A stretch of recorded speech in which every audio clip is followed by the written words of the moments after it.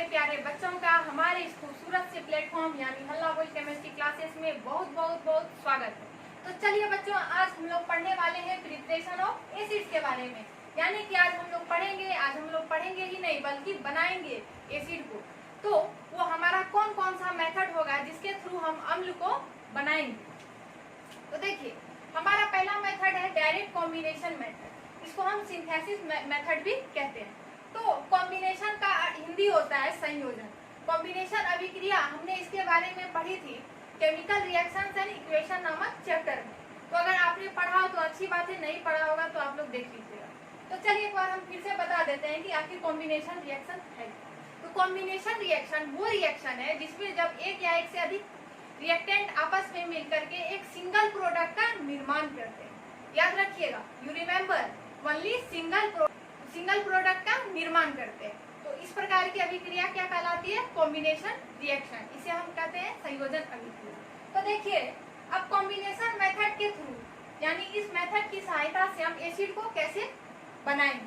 अब देखिए, इसमें होता क्या है कि जब नॉन मेटल यानी अधातु, जब अधातु हाइड्रोजन गैस के साथ रिएक्ट करती है तो वो क्या बनाती है? एसिड बनाती है। एसिड यानी अम्ल। एसिड को हम लोग हिंदी में अम्ल कहते हैं। तो नॉन मेटल यानी अधातु। अब देखते हैं कि आखिर वो कौन कौन से नॉन मेटल हैं, कौन कौन से अधातु हैं जो हाइड्रोजन गैस के साथ रिएक्ट करके एसिड का फॉर्मेशन करती है। तो देखिए, अब एक बहुत ही पॉपुलर एसिड को हम लोग बनाने वाले हैं। तो हमने Cl2 ये नॉन मेटल लिया यानी क्लोरीन को लिया, वो भी गैसियस स्टेट में।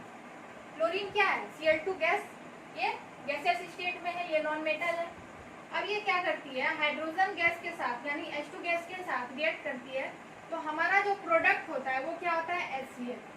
इसको हम लोग बैलेंस कर दे तो यहाँ पे क्या आ जाएगा? 2HCl। तो HCl को हम लोग क्या कहते हैं? Hydrochloric acid. It's very very very popular acid because it is very strong acid. यानी हाइड्रोक्लोरिक एसिड होगा, वो भी गैसियस स्टेट में होगा। तो देखिए, ये था डायरेक्ट कॉम्बिनेशन मेथड। तो चलिए अब हम लोग अगला एग्जांपल देखते हैं। अब हम लोग इसी कड़ी में Br2 यानी ब्रोमीन को ले लेते हैं और उसको हम हाइड्रोजन गैस के साथ रिएक्ट कराते हैं तो हमारा प्रोडक्ट क्या बनता है? HBr यानी हाइड्रोजन ब्रोमाइड। और ये भी क्या है? एसिड है। अगला देखते हैं। अगला हम लोग सल्फर ले लिए, उसको भी H2 के साथ रिएक्ट कराए तो हमारा प्रोडक्ट क्या हो गया? H2S यानी हाइड्रोजन सल्फाइड। ये भी क्या है? एसिड है। तो देखिए बच्चों, तो ये इस मेथड के द्वारा यानी डायरेक्ट कॉम्बिनेशन मेथड के द्वारा हमें पता चल गया कि हमने एसिड को कैसे बनाया। तो आप लोग याद रखिएगा, जब नॉन मेटल यानी अधातु जब नॉन मेटल हाइड्रोजन के साथ कंबाइन करता है तो हमारा प्रोडक्ट क्या होता है? एसिड होता है। और दोनों के दोनों क्या होंगे? नॉन मेटल भी गैसियस स्टेट में होने चाहिए और हाइड्रोजन गैस यानी वो भी गैसियस स्टेट में होना चाहिए। तो चलिए अब हम लोग बात करते हैं सेकेंड मेथड यानी दूसरे मेथड के बारे में जिसके थ्रू हम लोग एसिड का निर्माण करेंगे।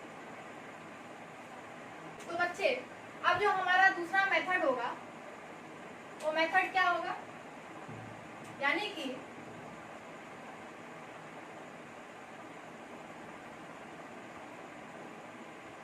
when non metal oxide यानी non metallic oxide react with water यानी H2O, then it will form acid। यानी कि जब नॉन मेटल का ऑक्साइड वाटर के साथ यानी पानी के साथ, जल के साथ रिएक्ट करता है यानी रिएक्शन करता है, अभिक्रिया करता है तो वो क्या प्रोडक्ट देता है? वो एसिड बनाता है यानी अम्ल बनाता है। क्योंकि देखिए, एक बात आप लोग याद रखिएगा कि जब मेटल के जो ऑक्साइड होते हैं वो क्या बनाते हैं? वो हमेशा वो बेस का निर्माण करते हैं, वो हमेशा क्या करते हैं? क्षार बनाते हैं। और जो नॉन मेटल के ऑक्साइड होंगे यानी अधातु के जो ऑक्साइड होंगे वो क्या बनाएंगे? दे गिव्स ओनली एसिड। वो केवल अम्ल ही बनाते हैं, ना कि क्षार बनाएंगे। तो आप लोग एक चीज याद रखिएगा कि मेटल के ऑक्साइड क्या बनाएंगे? बेस बनाएंगे, क्षार बनाएंगे। धातु के ऑक्साइड क्षार बनाएंगे और अधातु के ऑक्साइड अम्ल बनाएंगे। तो चलिए अब हम लोग रिएक्शन देखते हैं, इसका एग्जांपल देखते हैं। अब नॉन मेटल के ऑक्साइड ले लीजिए, कुछ नॉन मेटल्स यानी हमने कार्बन डाइऑक्साइड को ले लिया। कार्बन क्या है? नॉन मेटल है। इसके ऑक्साइड क्या हो गए? कार्बन डाइऑक्साइड यानी CO। अब जब CO2 वाटर के साथ रिएक्ट करता है तो ये क्या प्रोडक्ट देता है, ये कौन सा एसिड बनाता है भाई, H2CO3। H2CO3 यानी ऑक्सीजन यहाँ 2 था, 2 और 1, यहाँ कितना हो गया 3, O3 कार्बन 1 हाइड्रोजन 2, तो हमारा रिएक्शन भी ऑलरेडी बैलेंस है। तो H2CO3 को हम क्या कहते हैं, कार्बोनिक एसिड कहते हैं। आप चाहे तो इसे लिख भी सकते हैं, H2CO3 को हम क्या कहेंगे, कार्बोनिक एसिड। तो देखिए आप अगला एग्जांपल देखते हैं। जैसे हमने ले लिया SO3 यानी सल्फर ट्राइऑक्साइड। SO3 क्या हो गया, सल्फर ट्राइऑक्साइड। तो SO3 को जब हम वाटर के साथ रिएक्ट कराएंगे तो ये क्या प्रोडक्ट दे देगा, H2SO4। देखिए बैलेंस है या नहीं, हाइड्रोजन 2 हाइड्रोजन 2, सल्फर 1 ऑक्सीजन 3 और 1 4, ऑक्सीजन 4, H2SO4 यानी इसे हम क्या कहते हैं, सल्फ्यूरिक एसिड कहते हैं। H2SO4 को क्या कहते हैं हम, सल्फ्यूरिक एसिड। अब देखिए SO2 इसे हम क्या कहेंगे, सल्फर डाइऑक्साइड। तो sulphur dioxide when combined with H2O then it will form H2SO3। H2SO3 को हम कहेंगे सल्फ्यूरस एसिड, इसे हम क्या कहेंगे, सल्फ्यूरस एसिड। देखिए ये भी बैलेंस होगा, हाइड्रोजन 2 यहाँ भी 2, सल्फर 1 ऑक्सीजन 3, यहाँ भी 2 और 1 3, ये भी बैलेंस है। अब अगला देखिए, it is a very very very important acid. इसमें क्या होता है, जब when NO2 react with water, NO2 यानी कि जब नाइट्रोजन का ऑक्साइड वाटर के साथ रिएक्ट करता है तो ये HNO3 भी देता है प्लस HNO2 भी देता है। HNO3 को हम क्या कहते हैं, नाइट्रिक एसिड कहते हैं और इसे नाइट्रस एसिड कहते हैं। इसको नाइट्रिक और इसको नाइट्रस। यानी कि when NO2 combines with water it will form a mixture of acid। और वो मिक्सचर ऑफ एसिड क्या क्या है, तो वो नाइट्रिक एसिड के मिक्सचर है प्लस नाइट्रस एसिड, यानी दोनों का ये मिक्सचर है। तो देखिए it is very very very important, तो आप लोग इसको याद रखिएगा NO2। तो देखिए भाई ये सारे के सारे तो एसिड हो गए, ठीक है।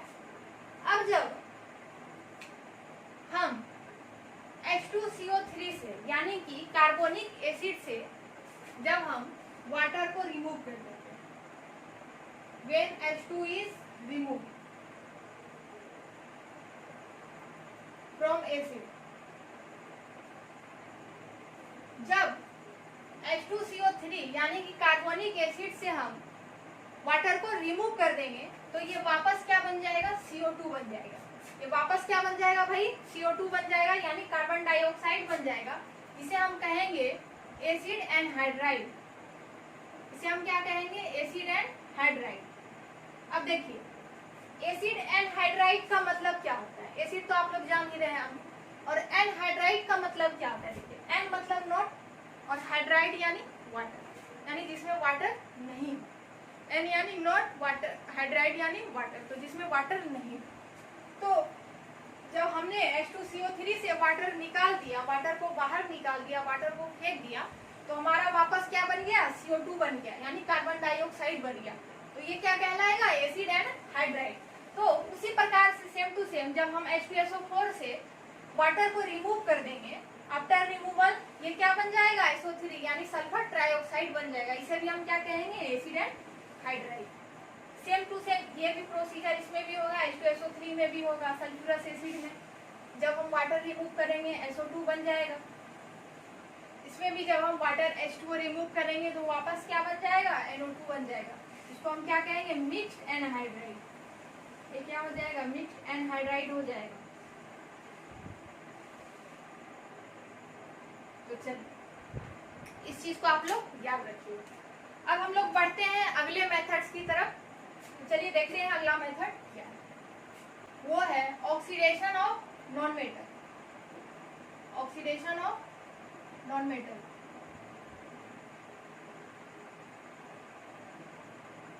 यानी कि जब हम नॉन मेटल को यानी अधातु को जब हम ऑक्सीडेशन यानी कि इसका ऑक्सीकरण करते हैं तो उस प्रोसेस से क्या तैयार होता है, एसिड तैयार होता है, यानी अम्ल बनते हैं। तो अब देखिए वो कौन कौन से नॉन मेटल है। इसका ऑक्सीडेशन करने पे क्या होता है, एसिड बनता है। देखिए अब कुछ नॉन मेटल हमने ले लिया, जैसे हमने ले लिया सल्फर, फॉस्फोरस, ये क्या है, नॉन मेटल है, सल्फर, फॉस्फोरस और कार्बन। अब देखिए अब ये कैसे ऑक्सीडाइज होगा, इसको ऑक्सीडाइज करने के लिए क्या करना होगा, हमें एक ऑक्सीडाइजिंग एजेंट की जरूरत पड़ेगी। ऑक्सीडाइजिंग एजेंट, तो केमिस्ट्री में HNO3 यानी कि नाइट्रिक एसिड जो होता है वो एक स्ट्रॉन्ग ऑक्सीडाइजिंग एजेंट होता है, स्ट्रॉन्ग ऑक्सीडाइजिंग एजेंट। HNO3 यानी नाइट्रिक एसिड, नाइट्रिक एसिड क्या होता है, स्ट्रॉन्ग ऑक्सीडाइजिंग एजेंट होता है। तो नॉन मेटल को ऑक्सीडाइज कराने के लिए हमें किस चीज की जरूरत पड़ेगी, तो एक स्ट्रॉन्ग ऑक्सीडाइजिंग एजेंट की जरूरत पड़ेगी, जिसके द्वारा हमें क्या बनेगा, क्या बनेगा, हमारा प्रोडक्ट एसिड बनेगा। तो देखिए अब ये HNO3 हमने ले लिया, HNO3 हमने ले लिया, और वो किस तरह का होना चाहिए, वो कॉन्सनट्रेटेड एसिड होना चाहिए, यानी HNO3 यानी नाइट्रिक एसिड, वो भी किस प्रकार का, कॉन्सनट्रेटेड यानी शांत। कॉन्सनट्रेटेड यानी हमने बताया था, हमने पढ़ा भी था, concentrated acid and dilute acid, यानी कि बेस्ड ऑन कॉन्सनट्रेशन, यानी कॉन्सनट्रेशन के आधार पर हमने एसिड को दो भागों में बांटा था, पहला था कॉन्सनट्रेटेड, दूसरा था डाइल्यूट। कॉन्सनट्रेटेड एसिड यानी कि सांद्रम, डाइल्यूट यानी कि तनुअम। तो कॉन्सनट्रेटेड एसिड कौन सा एसिड होता है, जिसमें वाटर की मात्रा कम होती है, यानी वैसा एसिड जिसमें कि वाटर की मात्रा कम हो, amount of acid is lesser, तो वो एसिड क्या कहलाएगी, कॉन्सनट्रेटेड एसिड। तो चलिए, और डाइल्यूट में क्या होता है, जस्ट इसका अपोजिट होता है, उसमें वाटर की मात्रा अधिक होती है। तो देखिए अब हमने HNO3 ले लिया, यानी कि एक स्ट्रॉन्ग ऑक्सीडाइजिंग एजेंट ले लिया। तो अब जो सल्फर से जो हमारा एसिड तैयार होगा, ये क्या देता है भाई, एसिड देता है। तो वो कौन सा एसिड होगा, H2SO4। कौन सा एसिड तैयार होगा साहब, H2SO4, और प्लस ये क्या दे देगा, NO2 दे देगा, यानी NO2 क्या कर देगा, ये बाहर कर देगा। तो देखिए इस प्रोसेस में क्या होता है, सल्फर को हमने लिया, अब एक स्ट्रॉन्ग ऑक्सीडाइजिंग एजेंट HNO3 को लिया, तो ये क्या हमारा प्रोडक्ट, यानी कौन सा एसिड तैयार हुआ भाई, ये सल्फ्यूरिक एसिड तैयार हुआ, ये एसिड। और हमारा जो साइड प्रोडक्ट होगा वो क्या होगा, NO2 होगा प्लस H2O, यानी वाटर भी हमारा प्रोडक्ट होगा। ये बाय प्रोडक्ट है, यानी ये साइड प्रोडक्ट है, हमारा मेन प्रोडक्ट के एसिड हुआ है, सल्फ्यूरिक एसिड। तो देखिए अब हम इसको बैलेंस करते हैं। यहाँ पे हमने 6 HNO3 लिए थे, तो देखिए यहाँ पे हाइड्रोजन 6 है, यहाँ पे 2 2 4, इसको 6 करने के लिए क्या करना होगा, 2 से ये कर दिया हमने, गुना कर दिया, तो 4 हाइड्रोजन यहाँ हो गए, 2 इधर हो गए, 6 हाइड्रोजन, ठीक है। नाइट्रोजन 6, यहाँ पे नाइट्रोजन 1, इसको हमने 6 से गुना कर दिया, तो नाइट्रोजन 6 हो गए। ऑक्सीजन 18, यहाँ पे 4 2 6 और 12 और 6 कितना हो गया, 18। चलिए हमारा रिएक्शन बैलेंस हो गया, सल्फर एक था, सल्फर, ठीक है। तो चलिए अब हम फॉस्फोरस से, अब देखिए कौन सा एसिड बनता है। अब फॉस्फोरस को हमने HNO3 के साथ रिएक्ट कराया, तो अब जो ये प्रोडक्ट देगा, ये कौन सा एसिड देगा, ये देगा H3PO4। प्रोडक्ट क्या देगा, H3PO4 plus water plus NO2, यानी ये साइड प्रोडक्ट क्या होंगे, इसके वाटर होंगे और NO2 होंगे। तो यहाँ पे देखिए HNO3 हमने 5 दिया। अब रिएक्शन को बैलेंस करने हमने सिखाया है, एक वीडियो लेक्चर होगा, आप लोग देख सकते हैं हमारे इस चैनल पे, या किसी के भी चैनल पे आप देख लीजिए, अगर आपको आता हो तो अच्छी बात है, नहीं आता हो तो यूट्यूब पे सर्च करके देख सकते हैं। तो चलिए HNO3 को हमने बैलेंस किया, यहाँ पे देखिए हाइड्रोजन 5 है, और यहाँ पे हाइड्रोजन 3 और 2, कितना हो गया टोटल, 5 हाइड्रोजन बैलेंस है, ठीक है। नाइट्रोजन 5, यहाँ पे नाइट्रोजन 1 है, यहाँ इसको हमने 5 से गुना कर दिया, नाइट्रोजन 5, ठीक है। अब ऑक्सीजन यहाँ पे 5 3 15, यानी 15 ऑक्सीजन है, यहाँ पे 4, यहाँ पे 1 और यहाँ पे 10 4 14 1 15, यानी यहाँ भी 15 ऑक्सीजन है। तो चलिए ये हमारा बैलेंस है, दोनों ओर बैलेंस है, तो ठीक है। तो हमने फॉस्फोरस से क्या बनाया, फॉस्फोरिक एसिड बनाया आफ्टर रिएक्ट विद HNO3। अब देखिए यहाँ पे कार्बन को जब हमने HNO3 के साथ रिएक्ट कराया तो ये क्या प्रोडक्ट देगा, आप लोग सोचिए सोचिए सोचिए। देखिए पता क्या है, एक चीज आप लोग ध्यान दीजिए, सल्फर नॉन मेटल क्या था हमारा, सल्फर था। सल्फर से यहाँ क्या बना, सल्फ्यूरिक एसिड। यहाँ क्या था, फॉस्फोरस। फॉस्फोरस से क्या बनेगा, फॉस्फोरिक एसिड। यहाँ पे है कार्बन, कार्बन से क्या बनना चाहिए, carbonic acid. But carbonic acid का जो फॉर्मूला होता है वो होता है H2CO3 होता है। कार्बोनिक एसिड का फॉर्मूला क्या होता है साहब, H2SO3 होता है, यानी इसे हम कार्बोनिक एसिड कहते हैं।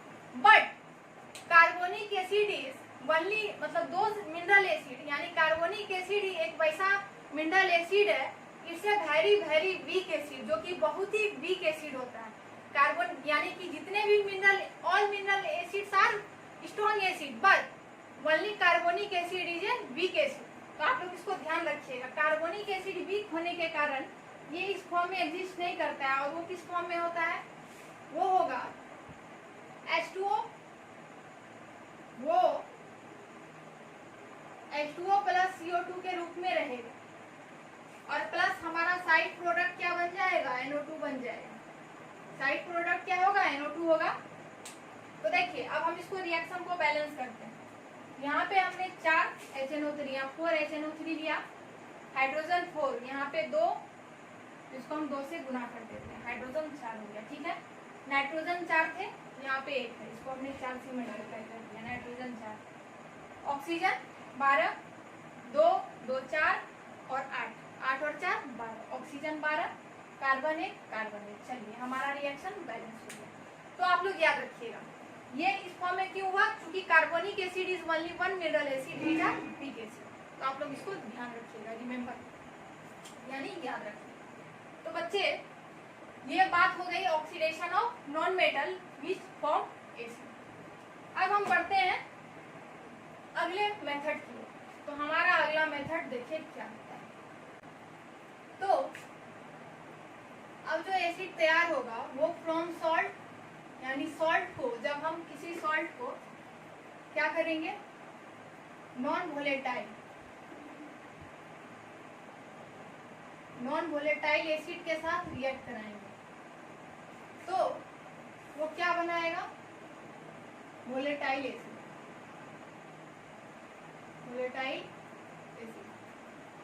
अब देखिए अब बात आती है नॉन वोलेटाइल एसिड और वोलेटाइल एसिड। तो नॉन वोलेटाइल एसिड कौन कौन से एसिड है, देखिए H2SO4 यानी सल्फ्यूरिक एसिड जो है होते हैं वो क्या होते हैं, नॉन वोलेटाइल एसिड होते हैं। और वोलेटाइल एसिड ये HCl और HNO3 वोलेटाइल एसिड के साथ। अब बात आती है नॉन वोलेटाइल एसिड क्या है भाई, और वोलेटाइल एसिड क्या है। तो वोलेटाइल एसिड वे एसिड हैं, दे आर यानी विच आर इजियली इवेपोरेटेड, यानी कि जो बहुत ही आसानी से इवेपोरेट हो जाते हैं, वाष्पीकृत हो जाते हैं at room temperature and turns into gaseous state. एक बार मैं फिर से बता देती हूँ, those acid which are easily evaporated at room temperature and turns into gaseous state, यानी कि वैसा एसिड जो बहुत ही आसानी से, यानी कमरे के ताप पर, यानी एट रूम टेम्परेचर वो क्या हो जाए, बहुत ही आसानी से इवेपोरेट हो जाए, और वो किसमें बदल जाए, गैसियस स्टेट में। तो उस प्रकार के एसिड क्या कहलाएंगे, वोलेटाइल एसिड। और नॉन वोलेटाइल, और वोलेटाइल का हिंदी क्या होता है, उड़नशील, यानी आसानी से उड़ जाते हैं, वाष्पीकृत हो जाते हैं और हवा में, वायुमंडल में चले जाते हैं, वो वोलेटाइल हो गए। और नॉन वोलेटाइल उसका जस्ट अपोजिट, यानी कि जो आसानी से वो वाष्प में नहीं जाते हैं, यानी आसानी से वो गैसियस स्टेट में नहीं बदलते हैं, तो उस प्रकार के एसिड क्या कहलाते हैं, नॉन वोलेटाइल एसिड। तो यह जो है, यह जो मेथड है, ये सिर्फ किसको प्रिपेयर करने के लिए है, वोलेटाइल एसिड को ही प्रिपेयर करने के लिए इस मेथड का यूज किया जाता है, ठीक है। तो चलिए फ्रॉम सॉल्ट, अब सॉल्ट की बात आती है तो हम, जैसे हमारा पोटासियम और सोडियम, ये दो फेमस मेटल है जिसके सॉल्ट बहुत ही काफ़ी फेमस, जैसे NaCl, KCl, NaCl यानी sodium chloride, KCl potassium chloride. तो इसके जो इस मेटल के जो सॉल्ट होते हैं वो काफ़ी फेमस है। तो चलिए इसलिए हमने इसको एग्जाम्पल में रखा। तो चलिए सोडियम और पोटासियम कुछ भी ले लो आप। तो अब फ्रॉम सॉल्ट, अब हमने NaCl सॉल्ट ले लिया, आप इसके जगह पे KCl भी ले सकते हैं। यानी हमने सोडियम क्लोराइड को ले लिया, इससे वेरी वेरी वेरी पॉपुलर, घर में भी आपने देखा होगा नमक, वो NaCl होता है। तो देखिए अब NaCl को हमने H2SO4 के साथ क्या कर दिया, रिएक्ट किया। तो H2SO4 के साथ जब हमने रिएक्ट किया तो अब ये क्या करेगा, इसके आयन आपस में क्या करेंगे, इंटरचेंज करेंगे। तो देखिए ये H2SO4 क्या करेगा, जैसे ही लवण में यानी वाटर सॉरी जैसे ही हमने इस सॉल्ट में एसिड, सॉल्ट को एसिड में घोला, H2SO4 में डाला हमने सॉल्ट को, तो ये क्या करेगा, अपना H+ आयन को रिलीज करेगा। H2SO4 क्या करेगा, अपना H+ आयन रिलीज करेगा। तो ये क्या करेगा, एक आयन इसको देगा, यानी कि इससे एक हाइड्रोजन आयन इधर ट्रांसफर होगा और वो Cl के साथ कंबाइन कर लेगा और वो क्या बना देगा, HCl बना देगा। अब देखिए यहाँ से एक हाइड्रोजन आयन गया और बचा कितना, HSO4, यानी एक गया तो एक बचा, HSO4 बचा। अब ये HSO4 किसके साथ रिएक्ट करेगा, Na के साथ। HSO4 माइनस ये किसके साथ रिएक्ट करेगा, सोडियम Na+ के साथ। तो हमारा प्रोडक्ट क्या हो जाएगा, by product NaHSO4। By product क्या हो जाएगा भाई, NaHSO4। तो इसको हम कहते हैं सोडियम, NaHSO4 को क्या कहते हैं, सोडियम हाइड्रोजन सल्फाइड। NaHSO4 को क्या कहते हैं हम, सोडियम हाइड्रोजन सल्फाइड।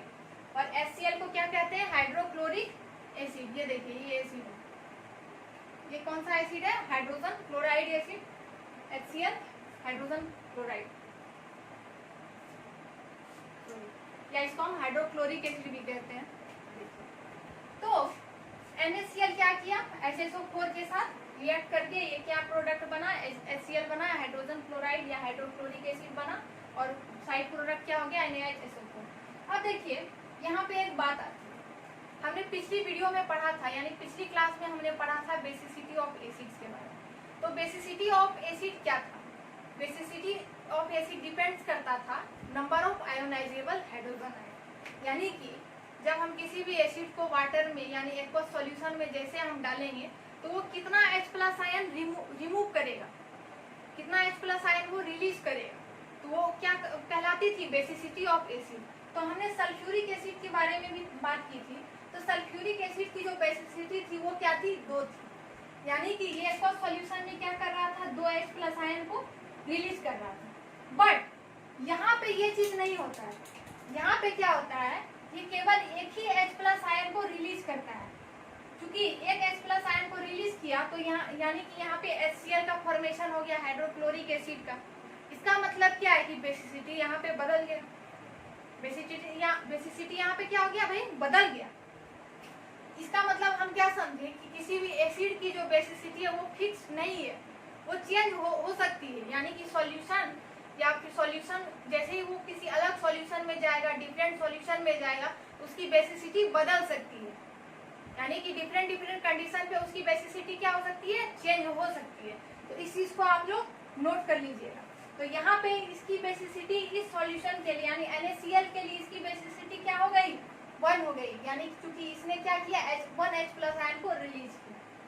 तो चलिए, और हाँ, और इस रिएक्शन को होने के लिए हमारा जो टेम्परेचर होना चाहिए वो लेस देन 200 डिग्री सेंटीग्रेड, यानी कि 200 डिग्री सेंटीग्रेड से कम होना चाहिए टेम्परेचर। ठीक है। तो देखिए अब हम अगला एग्जांपल करते हैं।